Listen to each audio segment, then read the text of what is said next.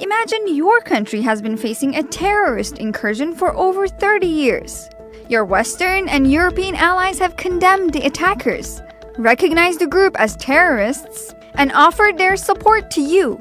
Now, a few years ago, a new, bigger, and even more widespread threat has surfaced. One who has attacked you and your strong allies.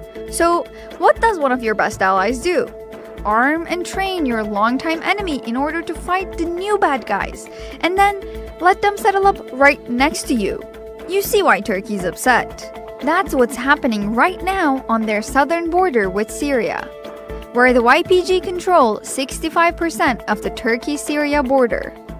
The US says that Turkey should concentrate on attacking Daesh, but Turkey sees the YPG buildup as a greater long-term threat.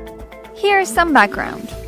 In order to fight Daesh, also known as ISIS, in Syria a few years ago, the US armed and trained a group of mostly Kurdish rebels going by YPG, who later changed their name to SDF. More on that in a second.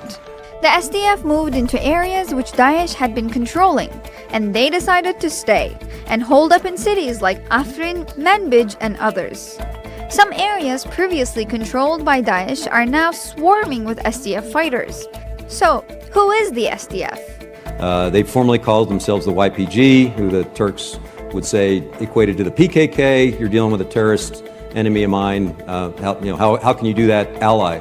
So we literally played back to them, hey, you got to change your brand. What do you want to call yourself besides the YPG? And with about a day's notice, they declared that they were the Syrian Democratic Forces.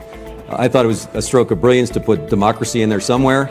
That's right. The SDF were told to rename themselves by the US. But why? Aren't they the military wing of the PYD? They are, yes. Is that right, General Dunford? That is correct. They're a leftist Syrian Kurdish political party founded in 2003. Reports indicate that they're aligned or at least have substantial ties to the PKK. Is that true?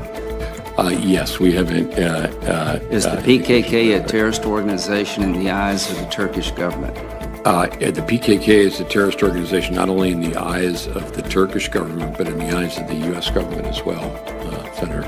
Turkey says this is why they launched an operation to clear the area of the SDF. So, how would you feel about your allies arming your enemies, then asking you not to fight against them?